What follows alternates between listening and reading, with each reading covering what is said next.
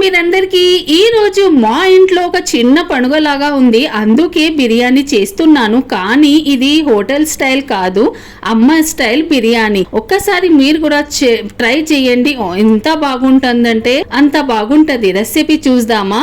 Mutton తీసుకొని అందులో మిరపకారం, అల్లం వెల్లుల్లి పేస్ట్, పసుపు, తగినంత ఉప్పు, ధనియాల పొడి, జీలకర్ర పొడి, బిర్యానీ మసాలా, గరం మసాలా, 2 టమాటాలు కూడా వేసానండి. ఒక నిమ్మకాయ రసం తీసుకొని పెరుగు వేసి ఆనియన్, కొత్తిమీర, పుదీనా వేసి నూనె కూడా వేయాలి. నూనె వేసి మంచిగా కలపాలి. కలిపిన మన మసాలా వేసిన ఫ్లేవర్ మన మటన్ లో అందులో పోవాలి. అట్లా మంచిగా చేతితోని కలిపిన తర్వాత ఒక 5 మినిట్స్ పక్కన పెట్టి కుక్కర్ లో ఒక 10 మినిట్స్ కుక్ చేయాలి.